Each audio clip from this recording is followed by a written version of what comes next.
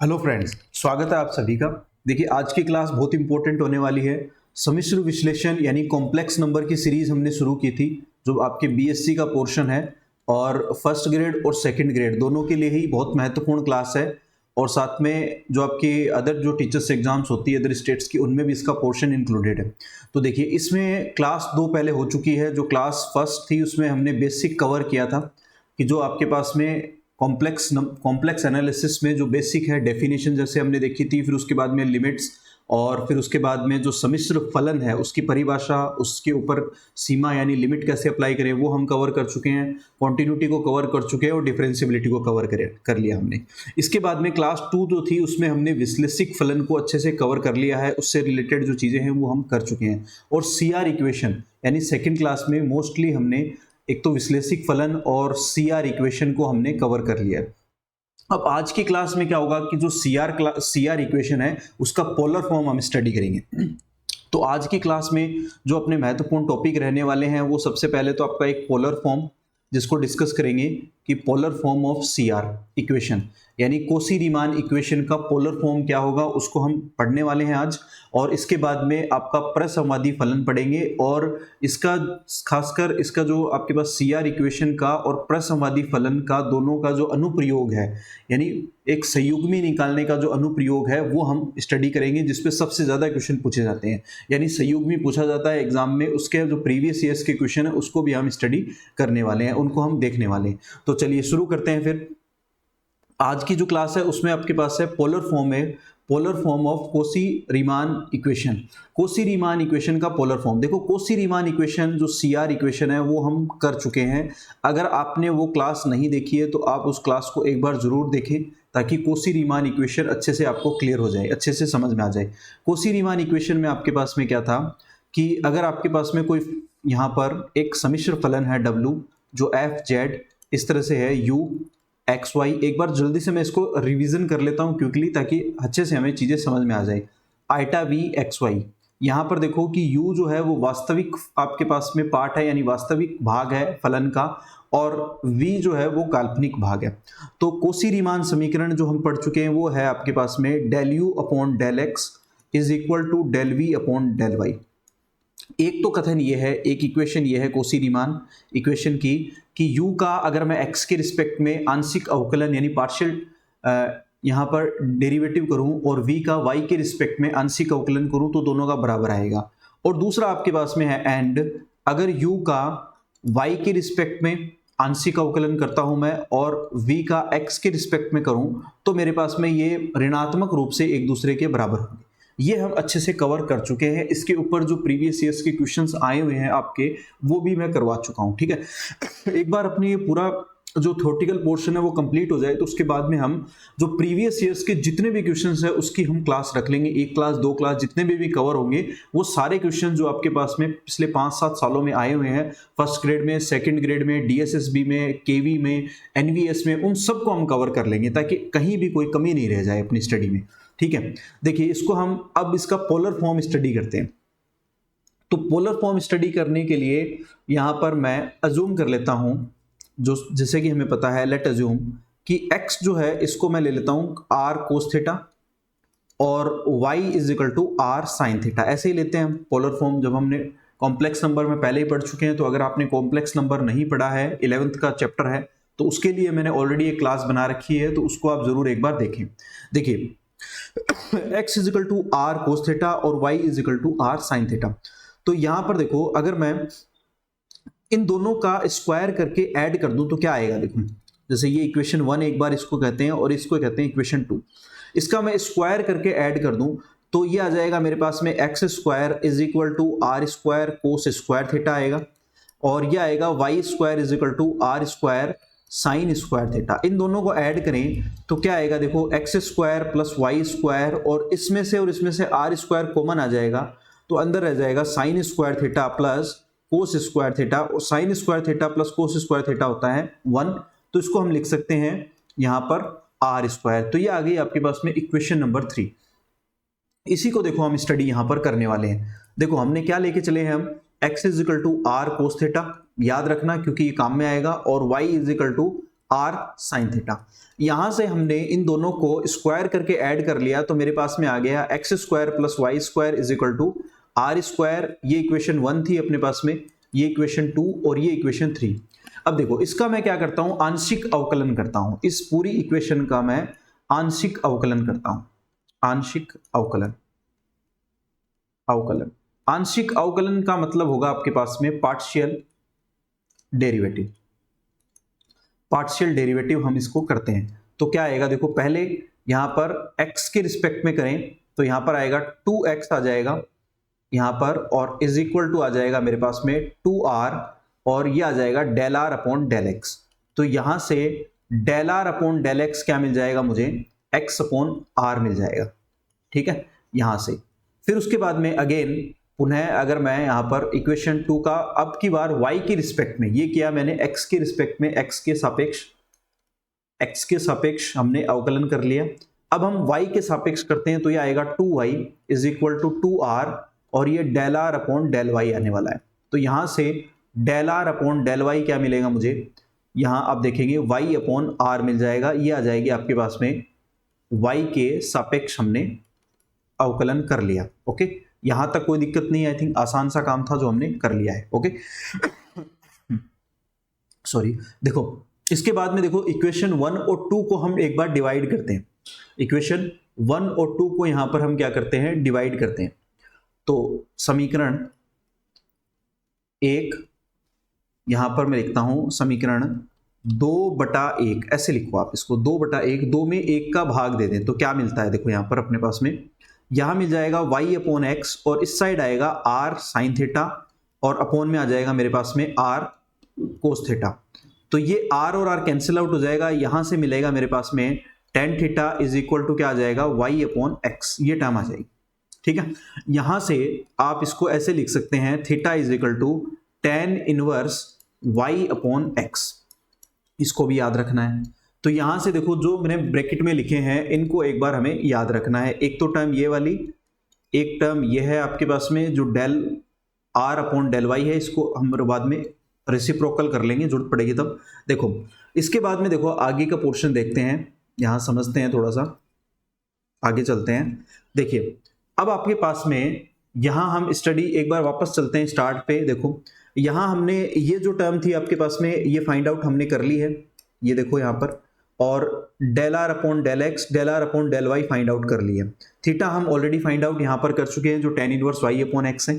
ठीक है, इसके बाद में देखो नेक्स्ट जो स्टेप है आपके पास में वो है थीटा। इसको थीटा के रिस्पेक्ट में डेरिवेटिव करते हैं, और फिर उसके बाद में यहां पर आपके पास में del u upon del x find out करेंगे, और del v upon del x और वाई के रिस्पेक्ट में भी फाइंड आउट करेंगे। चलिए देखिए नेक्स्ट आपके पास में यहां पर देखते हैं कि जो हमने थीटा अभी फाइंड आउट किया है वो क्या आया है मेरे पास में, ten inverse y upon x आया है। ठीक है, तो अब थीटा का मैं यहां पर del theta upon del x के रिस्पेक्ट में डेरिवेटिव करता हूं तो क्या आएगा, टेन इनवर्स एक्स का डेरिवेटिव क्या होता है आपको पता है, 1 अपॉन और 1 प्लस एक्स स्क्वायर होता है, तो ये y square upon x square आएगा, इनटू फिर y अपॉन एक्स का भी हम करेंगे तो y तो कांस्टेंट है वो ऐसा कैसा रहेगा, और x का एक्स स्क्वायर हो जाएगा। ठीक है, देखो एक एक स्टेप मैं करवा रहा हूं, इसका पर्पज यही है कि आपको एक एक बात जो है वो अच्छे से समझ में आ जाए, कहीं कोई कंफ्यूजन नहीं रह जाए। देखो यहां पर आप जब इसका एलसीएम लोगे तो एक्स स्क्वायर ऊपर चला जाएगा, और ये हो जाएगा x square plus y square, और इनटू में y अपॉन एक्स स्क्वायर है, तो ये एक्स स्क्वायर से एक्स स्क्वायर कैंसिल आउट हो जाएगी टर्म, क्या आ जाएगा, del theta upon del x मेरे पास मिल जाएगा, माइनस का y upon x square plus y square, तो एक टर्म ये भी आ गई मेरे पास। ओके, वापस देखो पुनः, अब जैसे हमने x के सापेक्ष अवकलन किया है वैसे ही y के सापेक्ष करें तो ये आएगा del theta upon del y is equal to क्या आएगा, वही टेन इनवर्स का क्या होगा derivative, 1 upon 1 plus x square होगा, तो एक्स स्क्वायर की जगह यहाँ पर क्या है, y square upon x square है, इनटू फिर उसके बाद में y का कर रहे हैं तो y का 1 हो जाएगा और x का 1 अपॉन एक्स आ जाएगा। ठीक है, तो यहां से भी इसको एक्स स्क्वायर आ जाएगा, और नीचे आ जाएगा मेरे पास x square plus y square into 1 upon x, तो ये एक टर्म x की कैंसिल आउट हो जाएगी, तो आपके पास आ जाएगा x upon x square plus y square. यहां से del theta upon del y मेरे पास में क्या आ गया, x upon x square plus y square, ये टर्म आ गई है। ओके, तो ये दो टर्म भी हमें मिल गई। ओके, इसको भी मैं एक बार हाईलाइट कर देता हूँ तो हमें पता रहे कि हमें ये टर्म्स जो है वो यूज लेनी है। तो देखो स्टार्ट में चलते हैं, वापस देखते हैं कि ये टर्म जो थी वो हमने यहाँ पर क्विकली सॉल्व कर ली है। कोई डाउट नहीं है, देखो ये वाली टर्म हमें मिल चुकी है। ठीक है, इसको साइन में एक बार और कन्वर्ट कर लेते हैं। देखिए चलते हैं, देखिए यहां से मैं इसको क्या लिख सकता हूं, जैसे हमने स्टार्ट में लिखा था कि del theta upon del x को मैं क्या लिख सकता हूं, y की जो वैल्यू है अपने पास में, x को हमने क्या कंसीडर किया था, याद होगा आपको, x क्या लिया था हमने r कोस थीटा और y क्या लिया था हमने r साइन थीटा। तो इसकी जगह मान रख दो और x square plus y square क्या आया था अपने पास में, याद होगा आपको, आर स्क्वायर। तो ये मान रखो यहां पर, तो माइनस वाई की जगह मैं क्या लिख दूंगा, माइनस का r साइन थीटा लिख लेते हैं और x square plus y square की जगह आर स्क्वायर लिख लेते हैं। तो ये माइनस का साइन थीटा अपॉन आर आ जाएगा। ठीक है, बिल्कुल इसको भी यहां पर कन्वर्ट कर लो, तो एक्स की जगह लिख देते हैं अपन r cos theta upon r square, तो ये आ जाएगा मेरे पास में कोस थीटा अपॉन आर। ठीक है, तो ये टर्म भी इसके साथ में इंक्लूडेड है, इसको भी याद रखना है। अब इसके बाद में हमें फाइंड आउट क्या करना है उसको समझो। हमें फाइंड आउट करना है del u upon del x. तो del u upon del x को मैं क्या लिखूंगा, del u upon del r into del r upon यहां पर del x plus del u upon del theta और plus into del theta upon del x. देखो यही टर्म है जो हमें फाइंड आउट करनी है। स्टार्ट में देखो del u upon del x को क्या फाइंड आउट करना है, del u upon del r into del r upon del x और del u upon del theta into del theta upon del x, ये हमें फाइंड आउट करना है। ठीक है, तो एक बार नेक्स्ट पेज पर चलते हैं, जगह की कमी है। चलिए, तो यहां पर del u upon del x मुझे फाइंड आउट करना है। मैं फिर से लिख देता हूं, del u upon del r हम लिखेंगे into del r upon del x plus del u upon del theta और इंटू में del theta upon del x. तो del u upon del r की वैल्यू क्या हमने निकाली है, देखो एक बार पीछे जाकर के, del u upon del r की वैल्यू अपने पास में नहीं है, पर अपने पास में यहां पर वैल्यू किसकी है, del r upon del u upon del r को तो हम ऐसा कैसा रहने देते हैं, और del r upon del x, del r upon del x की वैल्यू हम निकाल चुके हैं। Del r upon del x की वैल्यू ये है x upon y, x upon r, तो इसकी जगह लिख दो एक्स अपॉन आर, फिर plus del u upon del theta की वैल्यू अपने पास है नहीं, वो ऐसा कैसा रहने दो, del theta upon del x. तो del theta upon del x की वैल्यू हमने अभी निकाली है, del theta upon del x की वैल्यू क्या निकाली है, minus sine theta upon r, ये लिख लो आप यहाँ पर। तो इसकी जगह हम लिख लेंगे माइनस का साइन थीटा अपॉन आर, ये निकाली है ना, एक बार फिर से देखो, del theta upon del x, हाँ del theta upon del x की वैल्यू हमने निकाली है माइनस का साइन थीटा अपॉन आर, यही निकाली है। तो इसको एक बार और ठीक ठाक करके लिख लेते हैं और del u upon del x आ जाएगा। तो ये आ गया मेरे पास में एक्स, इसमें से 1 अपॉन आर मैं कॉमन ले लेता हूं, तो ये आ जाएगा मेरे पास में del u upon del r minus का del u upon del theta, x इसके साथ में है, यहां लिख देते हैं इस एक्स को, और ये है साइन थीटा। इसको दे देते हैं, समीकरण कितनी हो गई अपनी, 3 हो गई ना, समीकरण 3 हो गई, तो इसको हम दे देते हैं समीकरण नंबर 4। ठीक है, अब ऐसे ही मैं del u upon del y निकालता हूं, तो del u upon del y क्या आ जाएगा, del u upon del y into del y upon sorry del r लिखेंगे पहले, डेल आर और del r upon del y. Okay, फिर प्लस में del u upon del theta into del theta upon del y, ये हमें निकालना है। तो del u upon del r तो ऐसा कैसा, और फिर del r upon del y, तो del r upon del y की वैल्यू हमने क्या निकाली है, वाई अपॉन आर, तो यहां रखोगे आप इसमें वाई अपॉन आर, फिर plus del u upon del theta ऐसा कैसा into del theta upon del y. तो del theta upon del y की वैल्यू ये रही जो हमने निकाली है, वो क्या है, कोस थीटा बाय आर, तो इसकी जगह रख दो कोस थीटा बटे आर। तो इसमें से भी क्या करें, 1 अपॉन आर कॉमन ले लेते हैं और ये del u upon del y है, और अंदर आ जाएगा आपके पास में y del u upon del r और प्लस का del u upon del theta into cos theta आ जाएगा। इसको देते हैं समीकरण नंबर 5। यहां तक आपको समझ में आ गया होगा, यानी डेल यू का हमने एक्स के रिस्पेक्ट में भी कर लिया और वाई के रिस्पेक्ट में भी। अब इसी तरह से वी का हम डेरिवेटिव करेंगे एक्स के और वाई के रिस्पेक्ट में। तो ये हमें एक बार इसको हम ब्रैकेट में एक बॉक्स में लिख लेते हैं, हमें ये याद रखना है क्योंकि जब हम कोसी रीमान समीकरण लेंगे तो उसमें हम इसको मान को ले जाके रखेंगे। ठीक है, तो पोलर फॉर्म में आपके पास में आ जाएगा। आगे चलते हैं, देखो अब हम लेते हैं अगली step del v upon del x. तो तो del v upon del x क्या हो जाएगी मेरे पास में, del v upon del r into del r upon del x, फिर plus del v upon del theta into del theta upon del यहां पर एक्स।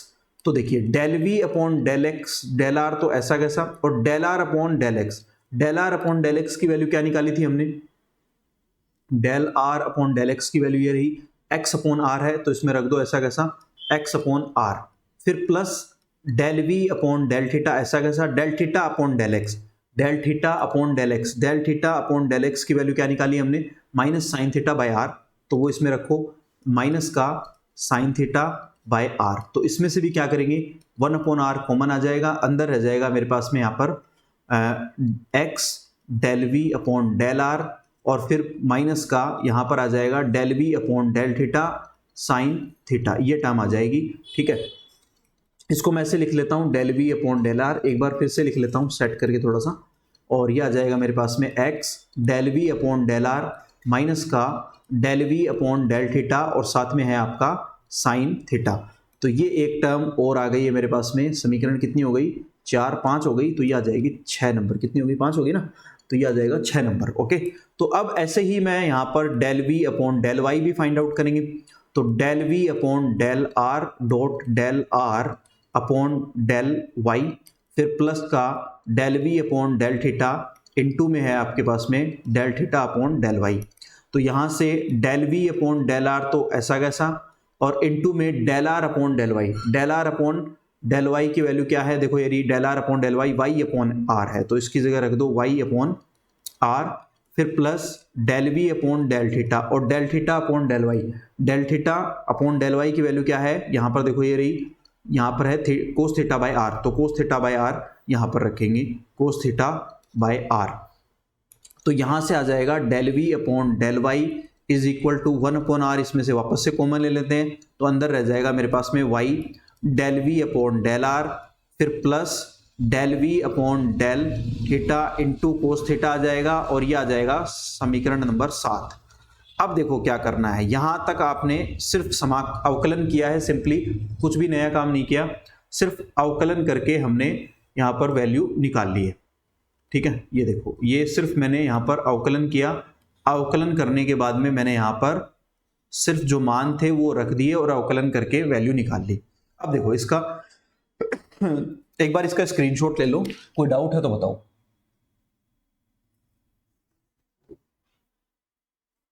स्क्रीनशॉट ले लो इसका, कोई डाउट है तो मुझे बता दो आप। ओके, अब देखो स्टार्ट में चलते हैं, ये चारों इक्वेशन हमने सॉल्व कर ली, ये मैंने डायरेक्ट यहाँ पर लिख रखी है, पर आपको मैंने डिटेल से करवा दी है। ठीक है, यहाँ पर बुक में भी आप देखोगे तो डायरेक्ट ही लिखी हुई है, कई बुक्स में भी, मगर मैंने यहाँ पर आपको डिटेल से करवा दी है ताकि कोई प्रॉब्लम नहीं आए। ठीक है, समझने में। तो ये चारों इक्वेशन हमने यहाँ पर निकाल ली है। ठीक है, अब देखो इन चारों इक्वेशंस में हम क्या करेंगे, इक्वली पुट कर लेंगे। इक्वली कैसे पुट करेंगे वो समझो, कि जैसे अपने पास में, अब देखो सीआर पे चलते हैं, सीआर इक्वेशन यानी कोशी रीमान समीकरण, कोशी रीमान समीकरण। तो कोशी रीमान समीकरण का जो रूप है उसको देखो, कोशी रीमान समीकरण क्या है, del u upon del x is equal to del v upon del y, एक तो ये है। दूसरा रूप जो है इसका है वो है del u upon del y is equal to minus का del v upon del x, ये है। इसमें जो मान अभी हमने निकाले हैं वो रख देंगे।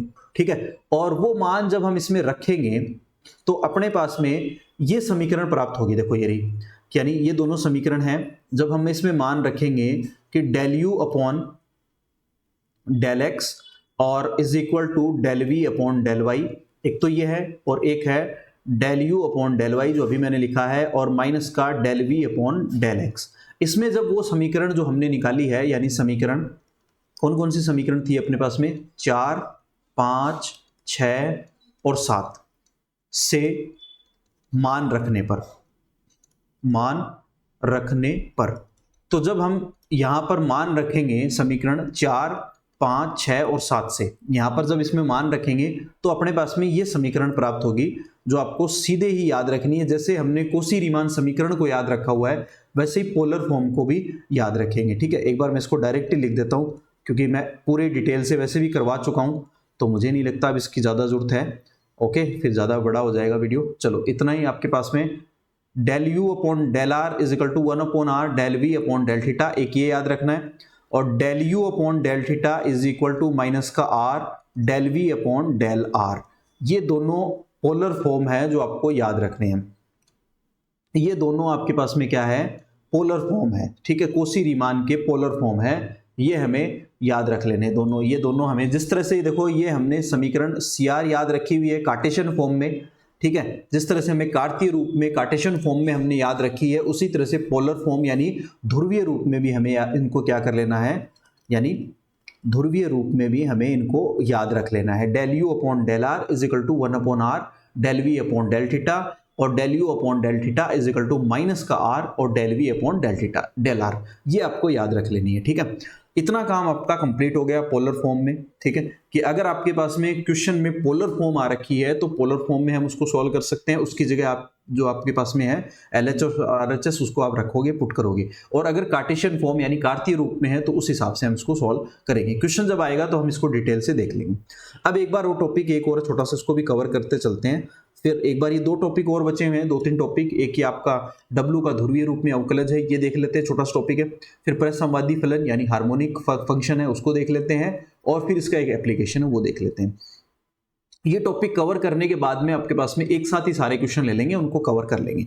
तो एक आपको ये याद रखना है, देखो ये छोटा सा मैंने लिखा हुआ है यहाँ पर, W का ध्रुवीय रूप में, W का ध्रुवीय रूप में अवकलज, ये आपको याद रखना है। देखो ये सीधा ही फॉर्मूला है जो del DW upon DZ is equal to cos theta minus iota sine theta, और इसके साथ में del W upon del r, और ये इसके भी बराबर होता है आपके पास में माइनस का आयटा अपॉन आर, और ये है cos theta minus iota sine theta, और इनटू में इसके साथ है del W upon del theta. ये याद रख लेना है आपको। ये देखो मैंने यहाँ पर मेंशन कर रखा है इसको अच्छे से, इसको आपको याद रखना है, बस इतना ही, इसको ज़्यादा इंपॉर्टेंट नहीं है बट याद रख लेना है, ठीक है। इसके बाद में देखो अब हम आगे एक टॉपिक है अपना जो सबसे ज़्यादा इंपॉर्टेंट टॉपिक है, उस पर चलते हैं, वो है प्रसंवादी फलन यानी हार्मोनिक फंक्शन। प्रसंवादी फलन, प्रसंवादी फलन यानी यहाँ पर आपके पास है हार्मोनिक फंक्शन। हार्मोनिक फंक्शन देखो इसको क्या है, ये इसको समझते हैं। डेफिनेशन देखो मैंने यहाँ पर लिखवा रखी है कि अगर क्षेत्र D में परिभाषित वास्तविक फलन का मान u(x,y) प्रसंवादी फलन कहलाता है यदि वह और उसके प्रथम 2 कोटि के आंशिक अवकलज सतत हो और लाप्लास समीकरण को संतुष्ट करें। तो 2 बातें हैं, इन दोनों बातों को हम समझते हैं यहाँ पर। एक बात तो यह है, देखो यहाँ पर 2 बातें हैं, इन दोनों को हम समझते हैं और स्टडी करते हैं। पहली बात क्या है यहाँ पर, अगर कोई मान लो आपके पास में एक क्षेत्र D है, क्षेत्र D का मतलब यहाँ पर प्रांत भी कह सकते हैं इसको, प्रांत या क्षेत्र D में कोई परिमित फलन आपके पास में और वास्तविक भाग है, कोई परिमित फलन का वास्तविक भाग u(x,y) है। u(x,y) के यानी आपके पास में u(x,y) के आंशिक अवकलज क्या होने चाहिए, सतत होने चाहिए, आंशिक अवकलज सतत हो और लाप्लास समीकरण को संतुष्ट करे, लाप्लास समीकरण को संतुष्ट करे। ये लाप्लास समीकरण क्या है इसको समझ लो पहले, समीकरण को संतुष्ट करे। तो लाप्लास समीकरण क्या है इसको समझते हैं पहले। लाप्लास समीकरण, लाप्लास समीकरण का मतलब होता है आपके पास में कि u जो आपके पास में xy था, आपके पास में वास्तविक भाग था, इस वास्तविक भाग का यानी सेकंड ऑर्डर डेरिवेटिव, द्वितीय अवकलज, द्वितीय अवकलज यानी del square u upon del x square plus del square u upon del y square, ठीक है। यही है, देखो मैंने यहाँ पर लिख रखा है del u upon del x square plus del u upon del y square is equal to 0। इसको संतुष्ट करे, इज इक्वल टू 0। इसको अगर ये संतुष्ट कर रहा है तो ये लाप्लास समीकरण को संतुष्ट करेगा, ठीक है। Del square u upon del x square plus del square u upon del y square is equal to 0। Okay, तो ये आपको समझना है, इजी है, आई थिंक कोई इशू नहीं है, आराम से हम इसको कवर कर सकते हैं, ठीक है। अब इस पे क्वेश्चन देखेंगे तो क्वेश्चन आपको समझ में आ जाएगा, कोई इशू नहीं है, बस ये समीकरण याद रखना आप। ठीक है, ये जो लाप्लास समीकरण है इसको आपको अच्छे से याद रख लेना, इसमें आप कमी मत रखना, इसको याद रख लेना भाई, ठीक है। तो एक परसंवादी फलन क्या होगा आपके पास में, परसंवादी फलन वो होगा जिसमें एक क्षेत्र D में वास्तविक भाग फलन का u x y सतत हो, उसके आंशिक अवकलज क्या हो, द्वितीय कोटि की आंशिक अवकलज सतत हो और लाप्लास समीकरण को संतुष्ट करे। लाप्लास समीकरण क्या है, यहाँ पर हम देख चुके हैं। लाप्लास समीकरण आपके पास में ये है, याद रखना है, यानी द्वितीय कोटि अवकलज जो है उन x के सापेक्ष और y के सापेक्ष उन दोनों का योग क्या होना चाहिए, शून्य होना चाहिए, 0 होना चाहिए, बस ये याद रखने वाली बात है। अब चलते हैं क्वेश्चंस पर। देखो क्वेश्चन है आपके पास में, वास्तविक मान फलन u x y के लिए लाप्लास समीकरण है, अभी हमने पढ़ी है लाप्लास समीकरण, तो कौन सी है इसमें से, del u upon del x plus del u upon del y is equal to 0, ये तो नहीं है बिल्कुल, द्वितीय कोटि की बात हो रही है। Del u upon del square u upon del x square plus del square u upon del y square, ये आपके पास में लाप्लास समीकरण है, इसको याद रखना है। और ये है क्या, ये नहीं है, माइनस नहीं आएगा, प्लस आएगा, ये ध्यान रखना। देखो क्लोज ऑप्शन आते हैं, ये भी नहीं है, यहाँ पर सिंगल ऑर्डर डेरिवेटिव है, यानी एक बार ही डेरिवेटिव हो रहा है, जबकि यहाँ पर है सेकंड ऑर्डर डेरिवेटिव, ये ध्यान रखना है। तो लाप्लास समीकरण का जो आपके पास में है लाप्लास समीकरण जो है लाप्लास या लाप्लाशियन इक्वेशन, इसका जो आपके पास में रूप है वो आपको याद रखना है। द्वितीय कोटि अवकलज है del square u upon del x square plus del square u upon del y square is equal to 0, इसको याद रख लेना है भाई, ठीक है, ये इसका आंसर हो जाएगा। तो आई थिंक समझ में आ गया होगा, बहुत आसान सी चीजें हैं। इसके बाद में देखो आगे चलते हैं, जो महत्वपूर्ण क्वेश्चन है वो लेते हैं। यहाँ पर देखिए, अब ये जो टॉपिक है ये इस चैप्टर का सबसे महत्वपूर्ण टॉपिक है, इसको हम कवर करते हुए चलेंगे। देखो क्या है, प्रसंवादी संयुग्मी ज्ञात करने के लिए कोशी-रीमान समीकरण के अनुप्रयोग, ये बहुत महत्वपूर्ण है, इसको समझेंगे। देखो अनुप्रयोग क्या है, इसमें एक प्रमेय है जिसको हम पढ़ेंगे और समझेंगे। क्या है प्रमेय,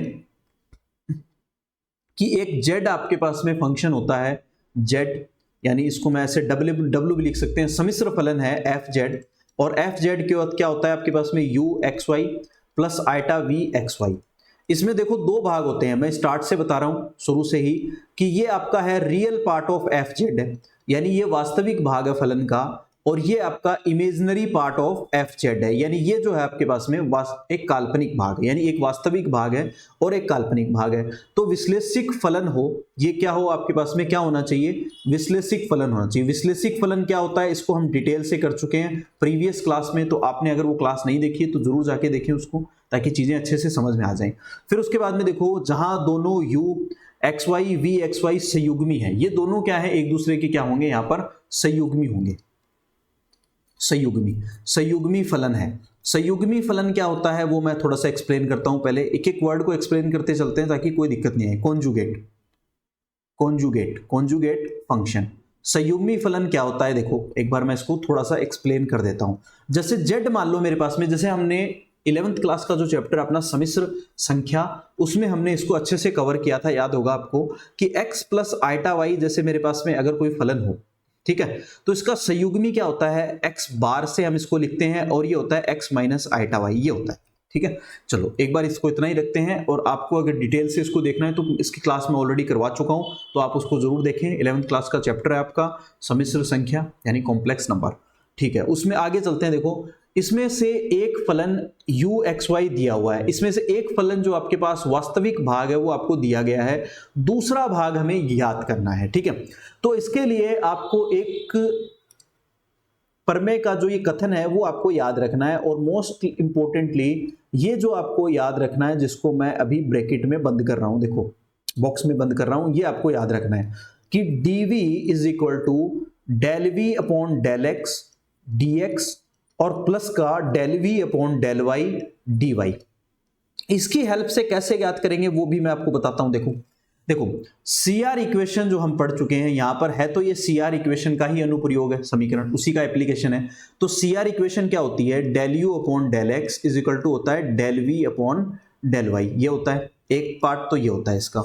एक भाग क्या आता है आपके पास में, del u upon del y, यानी u का y के सापेक्ष अगर आंशिक अवकलन करें और v का x के सापेक्ष करें तो वो क्या होते हैं, ऋणात्मक रूप से एक दूसरे के बराबर होते हैं। तो यहां पर देखो कि जैसे मैंने डेल वी लिया है उसमें del v upon del x है, तो del v upon del x को आप इसको रिप्लेस कर दो इससे, यानी इसकी जगह प्रतिस्थापित कर दो, किससे?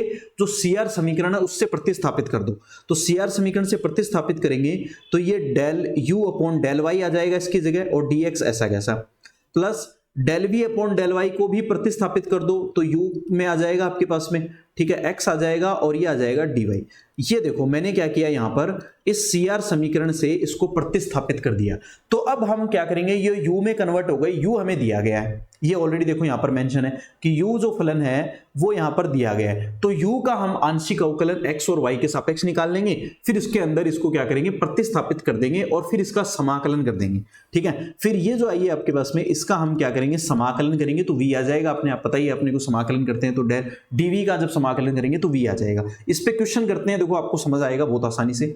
नेक्स्ट चलते हैं, देखो हाँ ये देखो आ गया क्वेश्चन है, इसको देखो क्या है आपके पास में, एक फलन दे रखा है u एफ एक्स वाई है, एक्स क्यूब माइनस का 3xy स्क्वायर है, प्रसंवादी फलन है क्या, प्रसंवादी फलन संयुग्मी, सॉरी इसका संयुग्मी हमें ज्ञात करना है। तो संयुग्मी ज्ञात करने के लिए आपको u दे रखा है, u दे रखा है आपके पास में और v हमें ज्ञात करना है, ये समझो पहले। यानी जब भी आपके पास में एक फलन होता है एफ जेड, उसके दो भाग होते हैं, एक भाग होता है वास्तविक भाग और एक होता है इस तरह से काल्पनिक भाग। तो u हमें दिया गया है, u क्या दे रखा है, वो है एक्स क्यूब माइनस का 3xy स्क्वायर, ये आपको दिया गया है, यानी ये गिवन है, मैं इसको ऐसे लिख देता हूं, ठीक है। अब इसका x के सापेक्ष हम क्या करते हैं, आंशिक अवकलन करते हैं, तो del u upon del x क्या आ जाएगा, 3x स्क्वायर आ जाएगा माइनस का 3y स्क्वायर आ जाएगा, कोई दिक्कत नहीं है। इसका y के सापेक्ष भी कर लेते हैं, y के सापेक्ष करेंगे तो ये 0 आ जाएगा और ये माइनस का 6xy आ जाएगा। तो x के सापेक्ष और y के सापेक्ष मैंने क्या कर लिया, इसका आंशिक अवकलन कर लिया, ठीक है। यहां लिख दूं क्या, x व y के सापेक्ष आंशिक अवकलन करने पर, आंशिक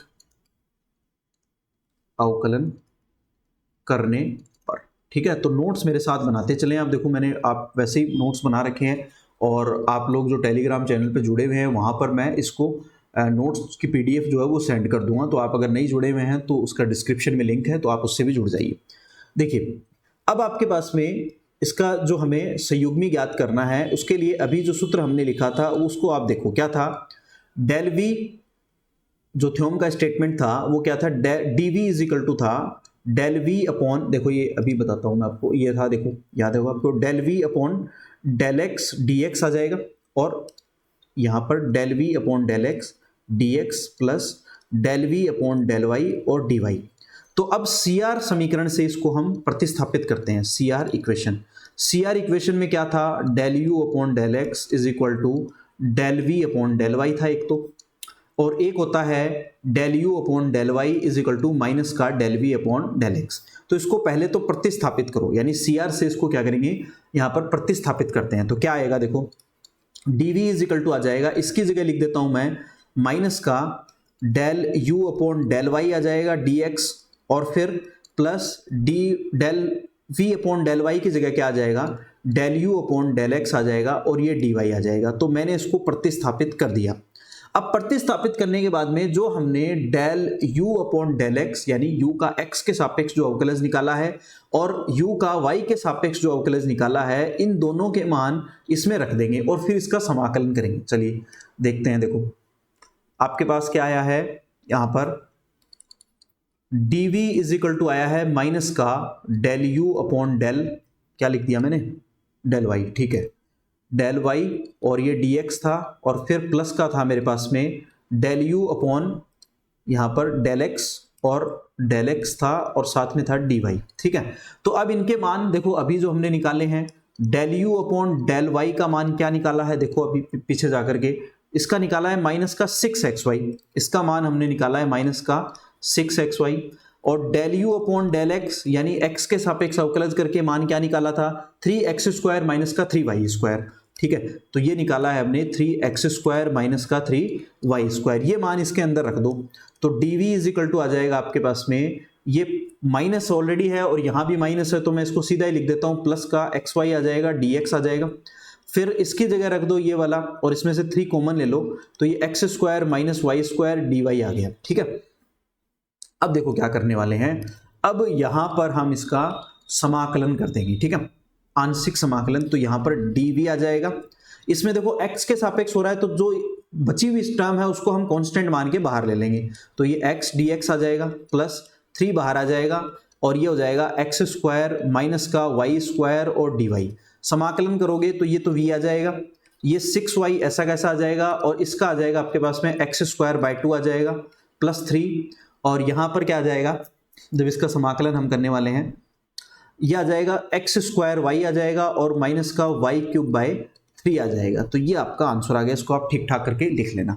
तो आई थिंक समझ में आ गया होगा आपको काफी हद तक चीजें कि किस तरह से हम इसका प्रयोग करके इसका v हमने यहाँ पर यानी इसका संयोग भी हमने ज्ञात कर लिया। अब चलते हैं अगली थ्योरम की तरफ जो बहुत ही महत्वपूर्ण है। देखिए, यदि किसी प्रांत में प्रसंवादी फलन u और v कोसी-रीमान समीकरण को संतुष्ट करते हैं तो f z u plus iota v उस प्रांत में विश्लेषिक फलन होता है। ये याद रखना है कि अगर कोई फलन आपके पास में एफ जेड है, f z is equal to u plus iota v है, उस प्रांत में यानी कोई प्रांत डी ले लेते हैं, इस प्रांत में ये क्या करते हैं, प्रांत में अगर कोसी-रीमान समीकरण को संतुष्ट प्रसंवादी फलन, और प्रसंवादी फलन भी है, कोसी-रीमान समीकरण को संतुष्ट करते हैं तो ये एक विश्लेषिक फलन होगा। ठीक है, जिसको हम डिटेल से कर चुके हैं। तो अब इस पे एक मैं क्वेश्चन ले लेता हूं, देखो छोटा सा, और उसको करते हैं, एक एग्जाम्पल ले लेते हैं। चलिए एक क्वेश्चन लेते हैं जो इस तरह से आपको दे रखा है कि सिद्ध करो, प्रूव दैट, सिद्ध कीजिए,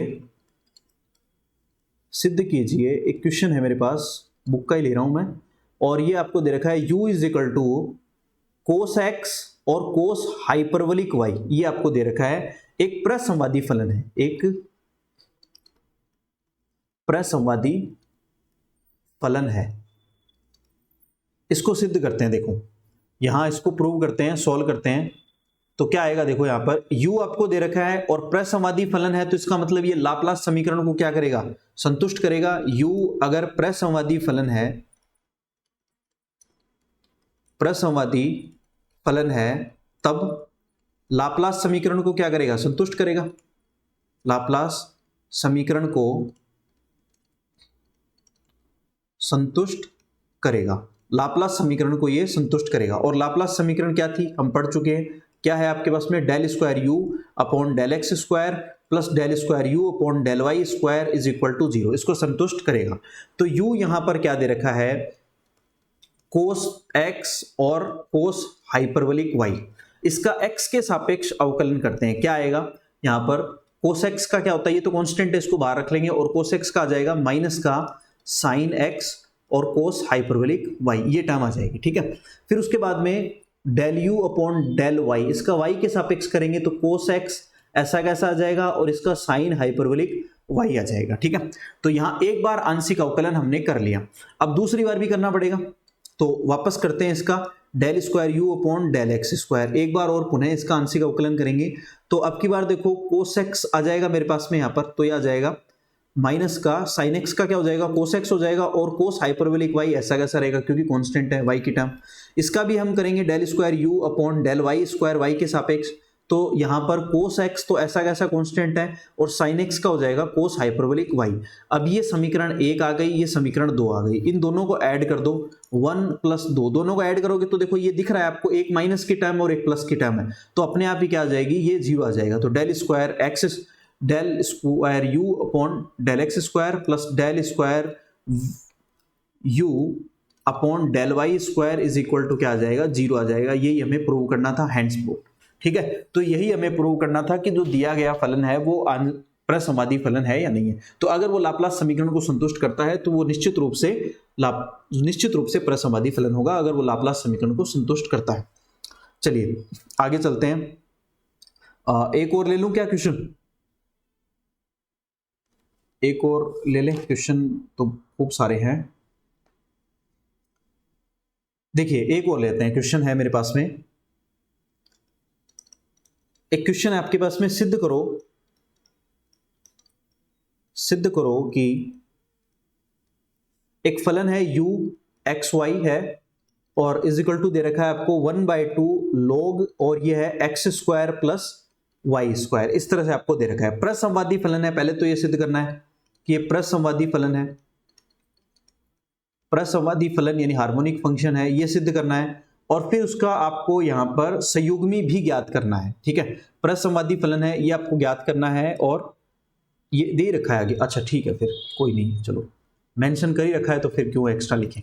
तो ये देखो प्रसंवादी फलन है और फिर उसका संयुग्मी भी ज्ञात कर रखा है, ज्ञात करना है हमें। ठीक है, तो सबसे पहले वही करेंगे, अगर ये प्रसंवादी फलन है तो क्या होगा, लाप्लास समीकरण को संतुष्ट करेगा। तो लाप्लास समीकरण क्या है, बार बार लिख रहा हूं मैं, लिखने का पर्पज सिर्फ एक ही है कि आपको याद हो जाए, रट जाए एकदम से। ठीक है, आप भी नोट्स जब बनाओ तो इसको बार बार लिखना है क्वेश्चन के अंदर। ठीक है, जब आप 10 क्वेश्चन को में लिखोगे, 10 बार लिखोगे तो याद हो जाएगी, फिर गलती नहीं होगी एग्जाम में। ठीक है, एग्जाम में वैसे ही बहुत प्रेशर होता है। ठीक है, तो पता ही नहीं चलता, कई बार हम प्लस की जगह माइनस कर देते हैं और आंसर गलत आ जाता है और ऑप्शन भी बहुत क्लोज होते हैं। ठीक है, तो इस बात का विशेष ध्यान रखना है। तो लाप्लास समीकरण क्या है, del square u upon del x square plus del square u upon del y square is equal to 0। तो जो आपको u दे रखा है यहां पर, ये वाली टर्म, इसका हमें क्या करना है, आंशिक अवकलन हम इसका करके चलते हैं। तो देखो क्या आएगा, del u upon del x, एक बार फर्स्ट ऑर्डर डेरिवेटिव करते हैं, प्रथम अवकलज करते हैं, तो क्या आएगा 1/2 ऐसा कैसा, log x का क्या होगा 1/x होगा, तो ये आ जाएगा 1/x और x की जगह यहां पर ये टर्म है और x के सापेक्ष कर रहे हैं तो 2x आ जाएगा, y का 0 हो जाएगा।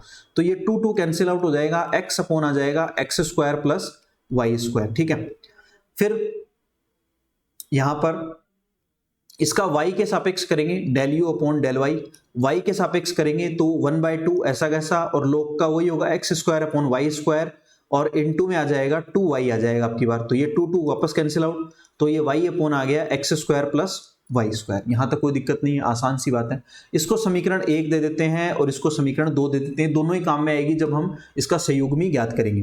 देखिए अब मैं इसको पुनः हम द्वितीय कोटि अवकलज करते हैं यहां पर, तो पुनः जब द्वितीय कोटि अवकलज करेंगे तो यह आएगा del square u upon del x square, क्या आएगा इसका u अपॉन वी से करेंगे, u अपॉन वी हमने पढ़ा है, u अपॉन वी से कैसे करते हैं, v को ऐसा कैसा रख लेते हैं, u का अवकलन करेंगे 1 आ जाएगा, फिर माइनस अब की बार हम u को ऐसा कैसा रखेंगे और इसका करेंगे तो यह आ जाएगा 2x और अपोन में आ जाएगा x square plus y square का होल स्क्वायर आ जाएगा। इसको थोड़ा सा सरल करते हैं, तो यहाँ 2x स्क्वायर है तो ये ऊपर आ जाएगा y square minus x square आ जाएगा और upon x square plus y square का आ जाएगा होल स्क्वायर। ठीक है, कोई दिक्कत नहीं है। इसको देते हैं समीकरण नंबर 3। इसके बाद में देखो आगे, इसका भी हम द्वितीय कोटि अवकलज करते हैं, तो del square u upon del y square is equal to और x square plus y square ऐसा कैसा, इसका करेंगे आप यहाँ पर तो 1 आ जाएगा y के सापेक्ष माइनस अब की बार y ऐसा कैसा, इसका करेंगे तो 2y आ जाएगा और अपॉन में आ जाएगा x square plus y square का होल स्क्वायर। देखिए इसको सॉल्व करेंगे तो यहाँ आ जाएगा एक्स स्क्वायर माइनस का वाई स्क्वायर आ जाएगा और अपॉन आ जाएगा x square plus y square का होल स्क्वायर, समीकरण नंबर 4। इन दोनों को ऐड कर देंगे, del square u upon del x square plus del square u upon del y square. तो यहां आप देखो, अगर मैं इसको ऐसे लिख लूं, इस टर्म को माइनस इसमें से कॉमन ले लूं तो ये y square minus x square बन जाएगी और upon x square plus y square का होल स्क्वायर, ऐसे लिख लेते हैं इसको। ठीक है, समीकरण 4। अब देखो माइनस यहां पर है और ये दोनों टर्म क्या हो रही है, प्लस माइनस में आ रही है, तो दोनों कैंसिल आउट हो जाएगी और 0 आ जाएगा। तो ये सिद्ध हो गया आपके पास में, हैंस प्रूव्ड थी सिद्धम, कि दोनों आपके पास में समीकरण 3 और 4 को जोड़ने पर क्या हो गया, जब समीकरण 3 और 4 को जब आपने जोड़ा तो ये लाप्लास समीकरण को संतुष्ट कर रही है और सेटिस्फाई कर रही है, तो इसलिए ये प्रसंवादी फलन है। ये तो हो गया सिद्ध आपके पास। अब इसके बाद में हम इसको करते हैं यहां पर, अब हमें ज्ञात करना है, इसका संयुग्मी ज्ञात करना है। तो del u upon del x जो हमने निकाला है वो क्या था आपके पास, x upon x square plus y square निकाला है हमने, और del u upon del y जो हमने निकाला है वो था y upon x square plus y square. एक बार देख लेता हूं यही निकाला है क्या, हाँ, x upon x square plus y square, और ये समीकरण 1 और 2 से y upon x square plus y square. देखो अब आपके पास में जो प्रमेय है वो क्या है, dv इज इक्वल टू क्या है, del v upon del x into d x है, plus del v upon del y into d y है। तो अब हमें हमारे पास में जो सी आर समीकरण है, सी आर इक्वेशन, उसकी हेल्प से इसको रिप्लेस करेंगे, जो पहले भी मैं बता चुका हूं। तो del u upon del x क्या होता है, माइनस यहां पर del v upon del y होता है, और दूसरा कथन क्या होता है, del u upon del y is equal to minus का del v upon del y. तो इससे इसको क्या करेंगे, हम रिप्लेस करेंगे, तो क्या आएगा, d v is equal to minus का, यहां पर आ जाएगा del u upon del y d x, और यहां पर आ जाएगा आपके पास में प्लस का, यह आ जाएगा del u upon del x और डी वाई, ये टर्म आ जाएगी। तो d v is equal to यहां पर आ जाएगा माइनस, और इसकी जगह del u upon del y जो आपने निकाला है, y upon x square plus y square रख दो डी एक्स, और फिर प्लस इसकी जगह रख दो x upon x square plus y square और डी वाई, ये टर्म रख दो। अब इसका क्या करोगे आप, समाकलन कर दो भैया, बस खत्म। तो समाकलन आप खुद ही कर दोगे, ठीक है, कोई दिक्कत नहीं है, तो कर देना, और कमेंट में मुझे बताना कि आंसर सही आ रहा है नहीं आ रहा। अगर गलत आ रहा है, नहीं हुआ है, तो मैं करवा दूंगा, चिंता ही कोई बात नहीं है, ठीक है। टेलीग्राम चैनल पर मैं टेलीग्राम जो अपनी फैमिली है वो उस पर मैं आपको सेंड कर दूंगा इसका सॉल्यूशन, कोई दिक्कत नहीं है। क्लास थोड़ी बड़ी हो जाएगी, इसलिए थोड़ा सा आगे चलते हैं, एक टॉपिक और है वो भी मुझे कवर करना है। देखो अगला टॉपिक है जो आपके पास में इंपॉर्टेंट है, और खासकर फर्स्ट ग्रेड के लिए ज्यादा इंपॉर्टेंट है ये।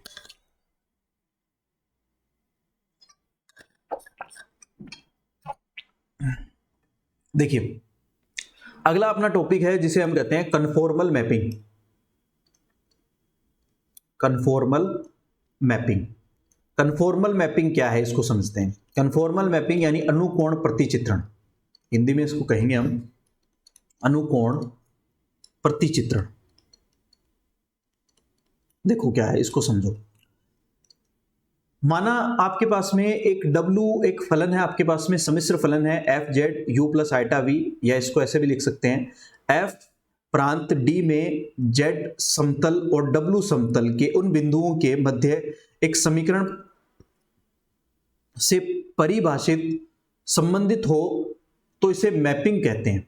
इन दोनों के समतलों में संगत बिंदुओं के समुच्चयों को एक दूसरे में प्रतिबिंब यानी इमेज कहते हैं।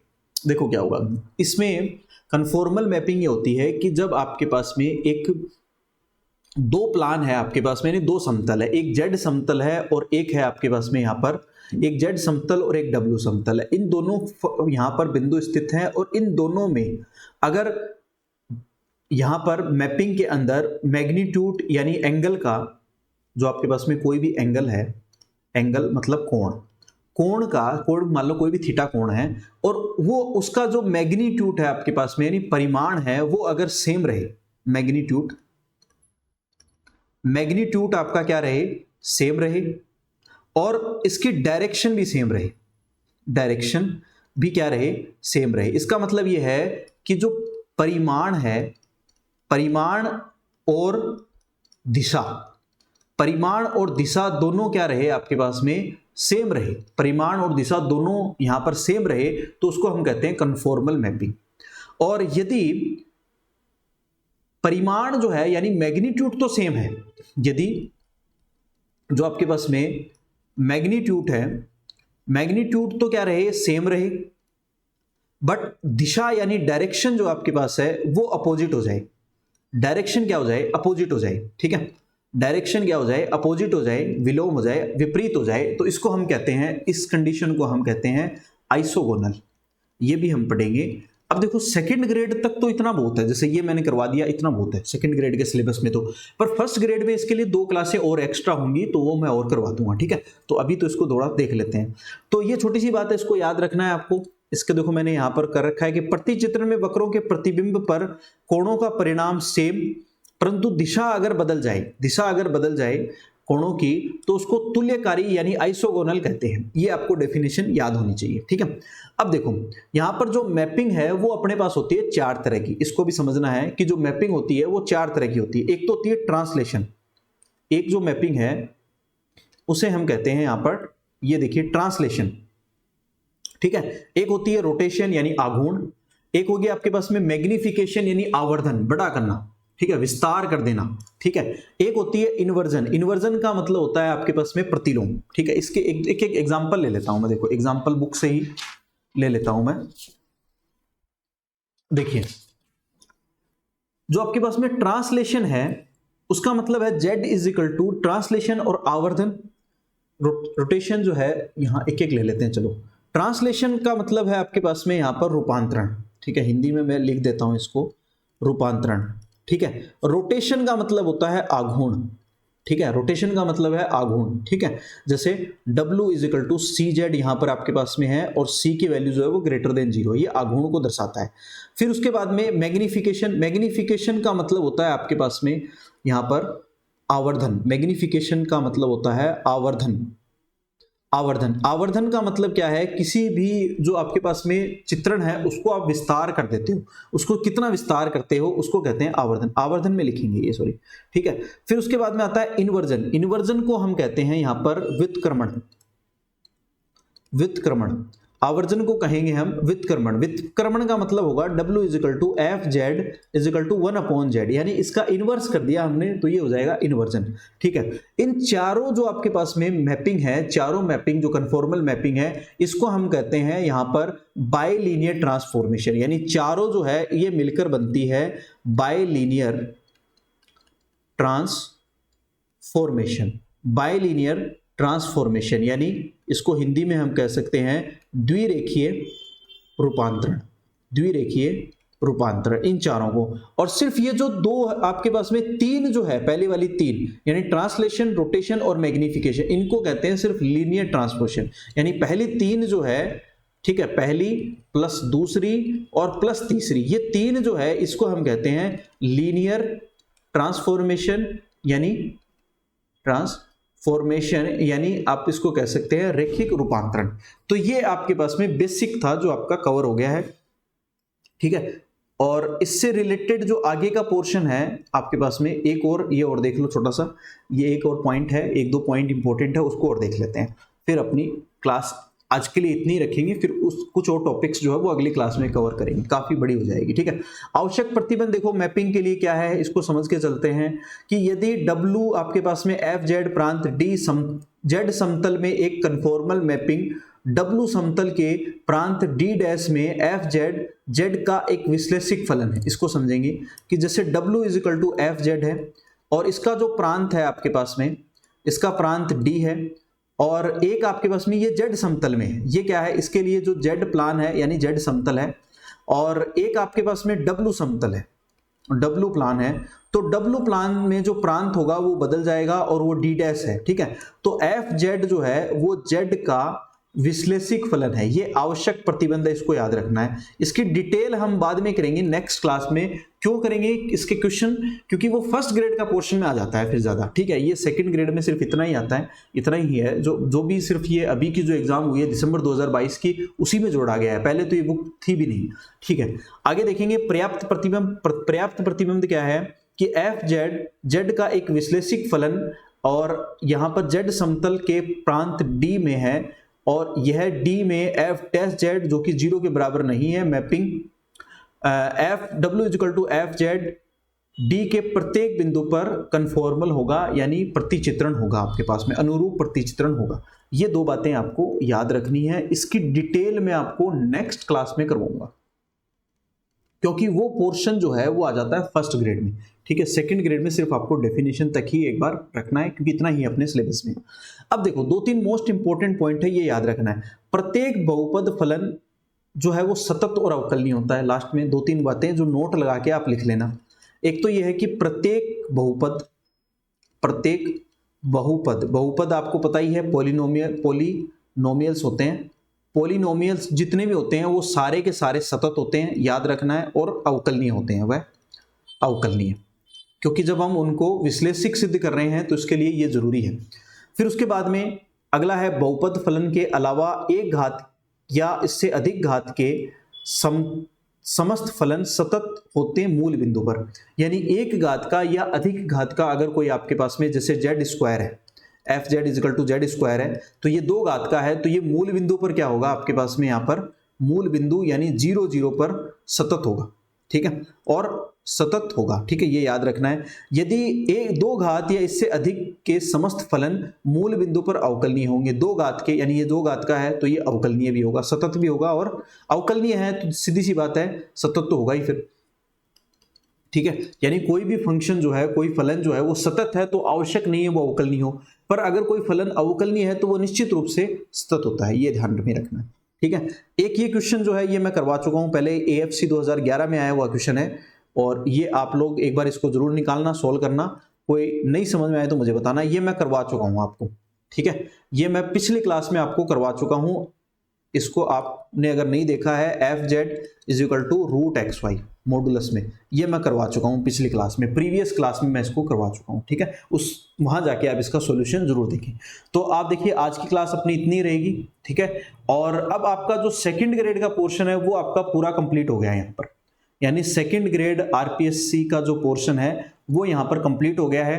प्रीवियस ईयर्स के जो क्वेश्चंस हैं, जो पिछले 5 से 7 साल के, वो हम अगली क्लास में करेंगे, तो उससे वो अपनी प्रैक्टिस क्लास होगी जिसमें सारे क्वेश्चन हम कवर करेंगे। अगर एक क्लास में हो जाते हैं तो वेल एंड गुड है, नहीं तो 2 या 3 क्लासों में हम उनको करने की कोशिश करेंगे, तो उससे आपकी प्रैक्टिस हो जाएगी। ये सारे थ्योरेटिकल पोर्शन है। तो सबसे पहले आपको क्या करना है, अब नोट्स बनाने हैं। सबसे पहले आपको क्या करना है, तीनों क्लास आपको देख करके, क्लास 1, क्लास 2 और क्लास 3, तीनों क्लास से आपको नोट्स बनाने हैं। नोट्स बना करके आप उनको अच्छे से तैयार करेंगे, और आपके पास में जो भी आपके पास में कोई बुक्स अगर आपके पास में है BSc की, या आपके पास में नोट्स अगर किसी के हैं, तो उसकी प्रैक्टिस आप उससे आप हेल्प लेके प्रैक्टिस करेंगे। ठीक है, फिर उसके बाद में जो प्रीवियस ईयर्स के जो क्वेश्चंस आए हुए हैं उनकी हम क्लास लेंगे और उनको भी कवर करेंगे। तो आज की क्लास में इतना ही। अब आपको लास्ट में क्या करना है सबको, हाँ ऑब्वियसली ये काम आपको करना है। चलिए, लव यू ऑल। आज की क्लास में इतना ही।